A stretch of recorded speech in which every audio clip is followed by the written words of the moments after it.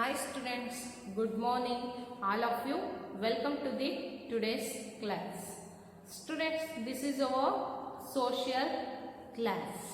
So students, in our social class today we have to start the new lesson number 6, climate of our country. Climate of our country. This is the 6th chapter. ಗೊತ್ತಾಯ್ತಲ್ವಾ? ನಮ್ಮ social part ಅಲ್ಲಿ ನಾವು 6ನೇ lesson ಅನ್ನ ಇವತ್ತು start ಮಾಡ್ತಾ ಇದ್ದೀವಿ. Lesson name ಏನಪ್ಪಾ ಅಂದ್ರೆ climate of our country. Okay, so students, all of you observe the page number 229. okay, page number 229 229ನೇ ಪೇಜ್ ಅನ್ನ ಓಪನ್ ಮಾಡಿ ಇಟ್ಕೊಳ್ಳಿ. So before going to start this lesson we have to talk about something about the climate ಅಲ್ವಾ? So ನೋಡಿ, ಈ lesson ಅನ್ನ start ಮಾಡೋದಕ್ಕಿಂತ ಮುಂಚೆ ನಾವು ಕ್ಲೈಮೇಟ್ ಬಗ್ಗೆ ಸ್ವಲ್ಪ ಮಾತಾಡಬೇಕು ಅಲ್ವಾ? ಸೊ ಏನಪ್ಪ ಮೇಡಮ್ ಕ್ಲೈಮೇಟ್ ಬಗ್ಗೆ ಮಾತಾಡಬೇಕು, ಏನನ್ನ ಮಾತಾಡ್ತಾರೆ ಅನ್ನೋದು ಮೈಂಡಿಗೆ ಬರ್ಬೋದಲ್ವಾ? So now we have to talk something about this climate. About the what? Climate of our country. ನಿಮ್ಗೆ ಆಲ್ರೆಡಿ ಮೈಂಡಿಗೆ ಬಂದ್ಬಿಟ್ಟಿದೆ. ಕ್ಲೈಮೇಟ್ ಅಂದ್ರೆ ನಿಮಗೆ ಗೊತ್ತು. ಸೊ ನಮ್ಮ ಒಂದು ವೆದರ್, ವಾತಾವರಣ, ಹವಾಮಾನ. ಸೊ ನಮ್ಮ ದೇಶದ, ನಮ್ಮ ಕಂಟ್ರಿಯ ಒಂದು ವೆದರ್ ಕಂಡೀಷನ್ಸ್ ಅಂದ್ರೆ ನಮ್ಮ ಒಂದು ಹವಾಮಾನ ಯಾವ ರೀತಿ ಇದೆ ಅಂದ್ರೆ, ನಮ್ಮ ಒಂದು ವಾತಾವರಣ ಯಾವ ರೀತಿಯಾದಂತಹ ಒಂದು ನೈಸರ್ಗಿಕ ಪ್ರಕೃತಿ ಯಾವ ರೀತಿಯಾದಂತಹ ಒಂದು ವಾತಾವರಣವನ್ನ ಅಂದ್ರೆ ಕ್ಲೈಮೇಟ್ ಅನ್ನ, ಅಟ್ಮಾಸ್ಫಿಯರ್ ಅನ್ನ ಹೊಂದಿದೆ ಅಂತಕ್ಕಂಥದ್ದನ್ನ ನಾವು ತಿಳ್ಕೊಳ್ಳೋಣ. ಸೊ ಸ್ಟೂಡೆಂಟ್ಸ್, ನಿಮಗೆ ಗೊತ್ತಿದೆ ನಮ್ಮ ಕಂಟ್ರಿಲಿ ಎಲ್ಲ ಒಂದು ಸ್ಟೇಟಲ್ಲಿ, ಎಲ್ಲ ಒಂದು ಡಿಸ್ಟಿಕ್ಕಲ್ಲಿ, ಎಲ್ಲ ಒಂದು ವಿಲೇಜಲ್ಲಿ ಅಲ್ವಾ, ಎಲ್ಲ ಒಂದು ತಾಲೂಕುಗಳಲ್ಲೂ ಒಂದೇ ತರಹದ ಒಂದು ಕ್ಲೈಮೇಟ್ ಇದೆನಾ? ಕ್ಲೈಮೇಟ್ ಇದೆನಾ? ಇಲ್ಲ ಅಲ್ವಾ? So it is very different from one place to another place, one state to another state, one region to another region, one district to another district, one village to another village ಅಲ್ವಾ? So ಈ ರೀತಿಯಾಗಿ ಒಂದು ರಾಜ್ಯದಿಂದ ಮತ್ತೊಂದು ರಾಜ್ಯಕ್ಕೆ, ಒಂದು ದೇಶದಿಂದ ಇನ್ನೊಂದು ದೇಶಕ್ಕೆ, ಒಂದು ಡಿಸ್ಟ್ರಿಕ್ಟ್ ಇಂದ ಅಂದ್ರೆ ಒಂದು ಜಿಲ್ಲೆಯಿಂದ ಇನ್ನೊಂದು ಜಿಲ್ಲೆಗೆ, ಒಂದು ಹಳ್ಳಿಯಿಂದ ಇನ್ನೊಂದು ಹಳ್ಳಿಗೆ, ಸೊ ಈ ರೀತಿಯಾಗಿ ಡಿಫ್ರೆಂಟ್ ಆಗಿರ್ತಕ್ಕಂಥ ಒಂದು ಕ್ಲೈಮೇಟ್ ಇದೆ ಅಲ್ವಾ? ಸೊ ಇವಾಗ ಈ ಊರಲ್ಲಿ ತುಂಬಾ ಬಿಸಿಲಿದೆ ಅಂತ ಹೇಳಿದ್ರೆ, ನೆಕ್ಸ್ಟ್ ಅಲ್ಲಿ ಇದೇ ರೀತಿಯಾದಂತಹ ಒಂದು ಬಿಸಿಲಿದೆ ಅಂತ ಇಲ್ಲ ಅಲ್ವಾ? ಸೊ ಆ ಒಂದು ವಿಲೇಜ್ ಅಲ್ಲಿ ಟೆಂಪರೇಚರ್ ಕಡಿಮೆ ಇರ್ಬೋದು, ಅಲ್ಲಿ ಬಿಸಿಲಿನ ಒಂದು ಟೆಂಪರೇಚರ್ ಕಡಿಮೆ ಇರ್ಬೋದು, ಇಲ್ಲ ಅಲ್ಲಿ ಕ್ಲೌಡ್ ಆಗಿರ್ಬೋದು ಅಲ್ವಾ? ಅಲ್ಲಿ ತುಂಬಾ ಸ್ಟ್ರಾಂಗ್ ಬ್ರೀಸ್ ಬೀಸ್ತಾ ಇರ್ಬೋದು, ಅಂದ್ರೆ ಬಿರುಗಾಳಿ ಬೀಸ್ತಾ ಇರ್ಬೋದು. ಈ ಊರಲ್ಲಿ ಗಾಳಿ ಇಲ್ಲದೆ ಇರ್ಬೋದು ಅಲ್ವಾ? ಅಲ್ಲಿ ಮಳೆ ಬರ್ತಾ ಇರ್ಬೋದು, ಇಲ್ಲಿ ಮಳೆ ಬರ್ತಾ ಇಲ್ಲದೆ ಇರ್ಬೋದು. ನಿಮಗೆ ಈ ಮಳೆಯ ಅನುಭವ ಅಂತೂ ತುಂಬಾ ಚೆನ್ನಾಗಿದೆ ಅಲ್ವಾ? ಸೊ ಈ ಒಂದು ಪ್ಲೇಸ್ ಅಲ್ಲಿ ಮಳೆ ಬೀಳ್ತಾ ಇದೆ ಅಂದ್ರೆ ನಿಮ್ಮ ಅಕ್ಕಪಕ್ಕದ ಊರುಗಳಲ್ಲಿ ಮಳೆ ಬಂದಿರಲ್ಲ ಅಲ್ವಾ? ಈ ಒಂದು ಎಕ್ಸ್ಪೀರಿಯನ್ಸ್ ನಿಮ್ಗೆ ಎಲ್ರಿಗೂ ಆಗಿದೆ ಅಲ್ವಾ? ಸೊ ಈ ರೀತಿಯಾಗಿ ಒಂದು ಪ್ಲೇಸಿಂದ ಇನ್ನೊಂದು ಪ್ಲೇಸಿಗೆ, ಇನ್ನೊಂದು ಪ್ಲೇಸಿಂದ ಮತ್ತೊಂದು ಪ್ಲೇಸಿಗೆ ಒಂದೇ ರೀತಿಯಾದಂತಹ ಒಂದು ಕ್ಲೈಮೇಟ್ ಇಲ್ಲ ಮಕ್ಕಳ. ಅಂದ್ರೆ ಎಲ್ಲಾ ಕಡೆನೂ ಒಂದೇ ರೀತಿಯಾದಂತಹ ಒಂದು ವಾತಾವರಣ, ನೈಸರ್ಗಿಕವಾಗಿರ್ತಕ್ಕಂಥ ಒಂದು ವಾತಾವರಣ ಇಲ್ಲ. ಸೊ ಗೊತ್ತಾಯ್ತಲ್ವಾ ನಿಮ್ಗೆ? ಸೊ ಈ rain is the best example to the climate is it's very from one place to another place ಅಲ್ವಾ? ಸೊ ಈ ಮಳೆ ಅಂತಕ್ಕಂಥದ್ದೇ ಒಂದು ಎಕ್ಸಾಂಪಲ್ ಸಾಕು ನಮ್ಗೆ. ಯಾಕೆಂದ್ರೆ ಈ ಕ್ಷಣಕ್ಕೆ ಇಲ್ಲಿ ಮಳೆ ಬಿದ್ದಿರುತ್ತೆ, ಆದ್ರೆ ಪಕ್ಕದಲ್ಲಿ ಇರ್ತಕ್ಕಂಥ ಒಂದು ಪ್ಲೇಸ್ಗೆ ಇರಲ್ಲ. ಯಾಕೆ? ಪಕ್ಕದ ಊರಿಗೆ ಹೋಗೋ ಅವಶ್ಯಕತೆನೇ ಇಲ್ಲ. ಈಗ ಈ ಸಿರಿಗೆರೆ ಅಂದ್ರೆ ಈ ಒಂದು ಪ್ಲೇಸ್ ಅಲ್ಲಿ ನಮ್ಮ ಶಾಲೆ ಮುಂದೆ ಮಳೆ ಬಿದ್ದಿರ್ಬೋದು, ನಮ್ಮ ಶಾಲೆಯ ಒಂದು ಫೀಲ್ಡ್ ಅಲ್ಲಿ ಮಳೆ ಬಿದ್ದಿರ್ಬೋದು, ಆದ್ರೆ ಈ ಒಂದು ಪ್ಲೇಸ್ ನ ಈ ಒಂದು ವಿಲೇಜ್ ನ ಒಂದು ಬಸ್ ಸ್ಟಾಪ್ ಅಲ್ಲಿ ಮಳೆ ಬಿದ್ದಿರಲ್ಲ. ಸೊ ಆ ರೀತಿಯಾಗಿ ಒಂದು ಪರ್ಟಿಕ್ಯುಲರ್ ಪ್ಲೇಸ್ ಅಲ್ಲೇನೆ ಈ ರೀತಿಯಾದಂತಹ ಡಿಫ್ರೆಂಟ್ ಆಗಿ ವೆರಿ ಕ್ಲೈಮೇಟ್ ಇದೆ ಅಂತ ಹೇಳಿದ್ರೆ, ಇನ್ನು ಬೇರೆ ಬೇರೆ ಕಂಟ್ರಿ, ಬೇರೆ ಬೇರೆ ಸ್ಟೇಟ್, ಬೇರೆ ಡಿಸ್ಟ್ರಿಕ್ಟ್, ಈ ಒಂದು ರೀಜನ್ಸ್ ಅಲ್ಲೆಲ್ಲ ಡಿಫರ್ ಕ್ಲೈಮೇಟ್ ಇರ್ತಕ್ಕಂಥದ್ದು ಇಟ್ಸ್ ನಾಟ್ ಆನ್ ಮ್ಯಾಜಿಕ್ ಅಲ್ವಾ, ಇದೇನ್ ಮ್ಯಾಜಿಕ್ ಅಲ್ಲ ಅಲ್ವಾ. ಸೊ ಇಟ್ಸ್ ಆಲ್ ನ್ಯಾಚುರಲ್ ಅಲ್ವಾ. ಸೊ ಈ ಒಂದು ಕ್ಲೈಮೇಟು ಈ ರೀತಿ ಡಿಫರೆಂಟ್ ಆಗಿ ಇರ್ತಕ್ಕಂಥ ಒಂದು ಕ್ಲೈಮೇಟು ನಮ್ಮ ಸುತ್ತಮುತ್ತ ಇದೆ ಮಕ್ಕಳ. ಸೊ ಈ ಒಂದು ಕ್ಲೈಮೇಟ್ ಬಗ್ಗೆ ನಾವು ಇವತ್ತಿನ ಕ್ಲಾಸಲ್ಲಿ ತಿಳ್ಕೊಳ್ಳೋಣ. ಸೊ ಗೊತ್ತಾಯ್ತಲ್ವಾ. ಸೊ ಈ ರೀತಿಯಾಗಿ ಇಷ್ಟು ಡಿಫ್ರೆಂಟ್ ಆಗಿರ್ತಕ್ಕಂಥ, ಇಷ್ಟು ಡಿಫರ್ ಆಗಿ ವರಿಯಾಗಿರ್ತಕ್ಕಂಥ ಒಂದು ಕ್ಲೈಮೇಟ್ ಬಗ್ಗೆ ಇವತ್ತಿನ ಕ್ಲಾಸಲ್ಲಿ we have to learning more about the climate. Okay. So all of you observe your textbook page number 229. Let me begin our class. Weather and climate. Weather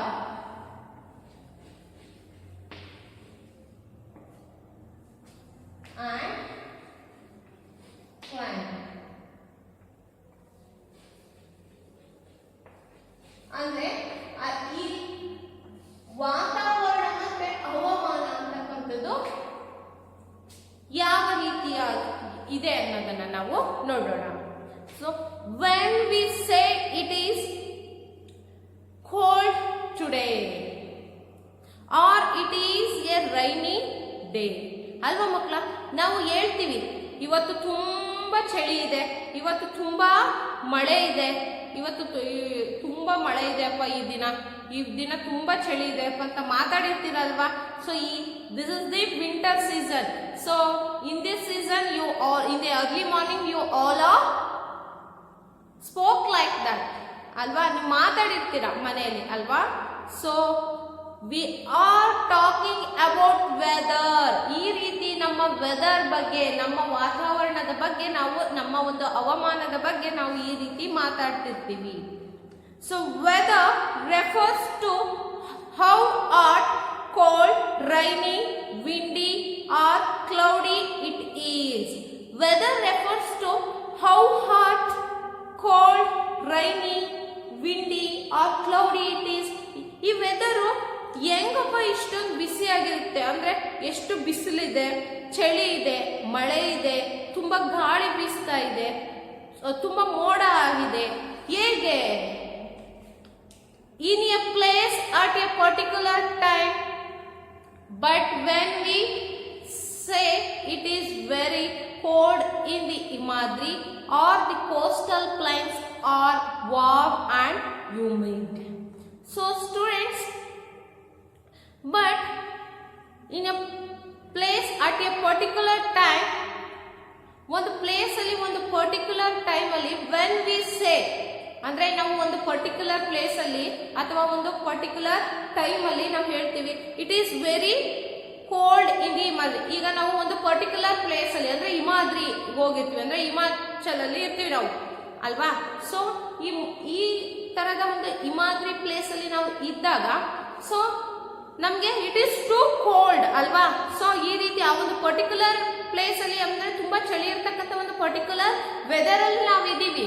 so ಆ weather ಅಲ್ಲಿ ಇರೋದಕ್ಕೆ ನಾವ್ ಏನಂತಿದ್ವಿ, it is to cold ಅಂತ ಹೇಳ್ತಾ ಇದೀವಿ.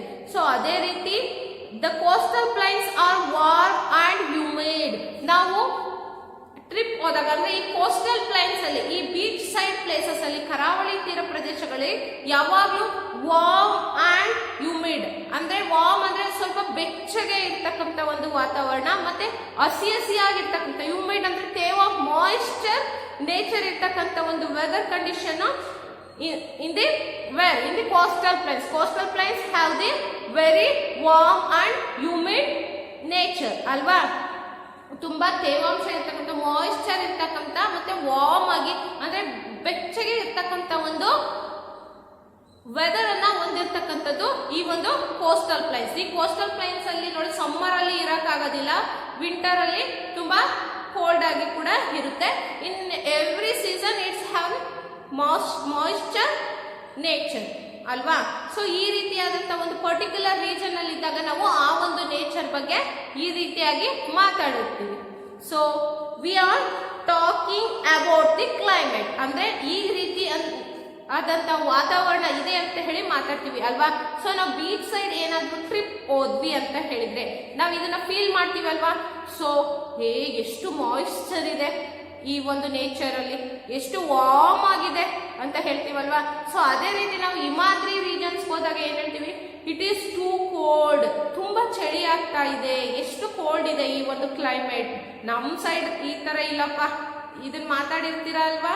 So ಈ ರೀತಿ ನಾವು ಒಂದು ಪರ್ಟಿಕ್ಯುಲರ್ ಪ್ಲೇಸ್ ಬಗ್ಗೆ, ಒಂದು ಪರ್ಟಿಕ್ಯುಲರ್ ರೀಜನ್ ಅಲ್ಲಿ ನಾವು ಹೋದಾಗ ಅದರ ಬಗ್ಗೆ ಮಾತಾಡ್ತಕ್ಕಂಥ ಒಂದು ಫೀಲ್ ನಿಮಗೆ ಎಲ್ರಿಗೂ ಕೂಡ ಆಗಿರುತ್ತೆ ಅಲ್ವಾ. So next, climate. Climate refers to the weather conditions of a large area taken over a long period of time. Climate refers to the weather conditions. ನಮ್ಮ ಈ ಒಂದು ವೆದರ್ ಅಂದ್ರೆ ಈ ಒಂದು ಪ್ರಕೃತಿಯಲ್ಲಿ, ಈ ಒಂದು ಹವಾಮಾನದಲ್ಲಿ ಆಗಿರ್ತಕ್ಕಂಥ, ನಮ್ಮ ಈ ವಾತಾವರಣದಲ್ಲಿ ಇರ್ತಕ್ಕಂಥ ಒಂದು conditions of a large area, ಸ್ಥಿತಿಗತಿಗಳ ಬಗ್ಗೆ, ನಮ್ಮ ವಾತಾವರಣದಲ್ಲಿ ಇರ್ತಕ್ಕಂಥ ಸ್ಥಿತಿಗತಿಗಳ ಬಗ್ಗೆ, ಏರುಪೇರುಗಳ ಬಗ್ಗೆ. Okay, it's taken over a long period of time. ನಮ್ಮ ವಾತಾವರಣದಲ್ಲಿ ಇರ್ತಕ್ಕಂಥ ಸ್ಥಿತಿಗತಿಗಳ ಬಗ್ಗೆ ಅಂದ್ರೆ it's take a long period of time ಅಲ್ವಾ. ಲಾಂಗ್ ಪೀರಿಯಡ್ ಆಫ್ ಟೈಮ್ ಅಂದ್ರೆ ಅತಿ ಹೆಚ್ಚು, ಅಂದ್ರೆ ಇಟ್ಸ್ ಟೇಕ್ ಮೋರ್ ಟೈಮ್ ಅಂತ ಅಲ್ವಾ. ಸೊ ನಮ್ಮ ಈ ಒಂದು ವಾತಾವರಣದಲ್ಲಿ ಇರ್ತಕ್ಕಂಥ ಒಂದು ಸ್ಥಿತಿಗತಿಗಳ ಬಗ್ಗೆ ತಗೊಳ್ತಕ್ಕಂಥ ಒಂದು ಲಾಂಗ್ ಡ್ಯೂರೇಷನ್ ಆಫ್ ಟೈಮ್, ಇದನ್ನ ಈ ಒಂದು ಕ್ಲೈಮೇಟ್ ರೆಫರ್ ಮಾಡುತ್ತೆ. ಗೊತ್ತಾಯ್ತಲ್ವಾ ಮಕ್ಕಳ. So next, the clothes we wear and the food we eat depend largely on the climate of the place where we live. The clothes we wear and the food we eat depend largely on the climate of the place where we live. ನೋಡಿ, ನಾವು ತಿಂತಕ್ಕಂಥ ಒಂದು food ಇರ್ಬೋದು ಅಲ್ವಾ, ನಾವು ಹಾಕ್ತಕ್ಕಂಥ ಒಂದು cloth style ಇರ್ಬೋದು, ಅಂದ್ರೆ dressing style ಇರ್ಬೋದು, it's highly depending upon the climate ಅಲ್ವಾ. ನಾವು ತಿಂತಕ್ಕಂಥ ಒಂದು ಫುಡ್, ನಾವು ಹಾಕ್ತಕ್ಕಂಥ ಒಂದು ಡ್ರೆಸ್ಸಿಂಗ್ ಸೆನ್ಸು, ಪ್ರತಿಯೊಂದು ಕೂಡ ನಮ್ಮ ಒಂದು ಕ್ಲೈಮೇಟ್ ಮೇಲೆ ಡಿಪೆಂಡ್ ಆಗಿರುತ್ತೆ. ಫಾರ್ ಎಕ್ಸಾಂಪಲ್ ಅಲ್ವಾ, ಈ ಹಿಮಾದ್ರಿ ಅಂತ ಹೇಳಿದ್ವಲ್ವಾ, ಇಟ್ಸ್ ಟೂ ಕೋಲ್ಡ್ ರೀಜನ್ ಅಲ್ವಾ, ತುಂಬಾ ಚಳಿ ಇರ್ತಕ್ಕಂಥ ವಾತಾವರಣ.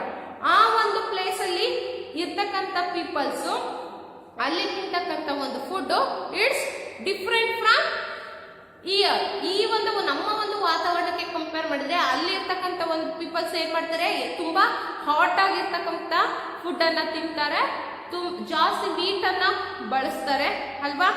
ಸೊ ಈ ವೀಟ್ ಅಂಡ್ ಮೀಟ್ ಬೋತ್ ಅಲ್ವಾ, ಟೆಂಪರೇಚರ್ ಓರಿಯೆಂಟೆಡ್ ಫುಡ್ ಅನ್ನ ಜಾಸ್ತಿ ಯೂಸ್ ಮಾಡ್ತಾರೆ. And the people wear they woollen clothes, sweaters, hats ಅಲ್ವಾ, ಗ್ಲೌಸಸ್, ಶೂಸ್.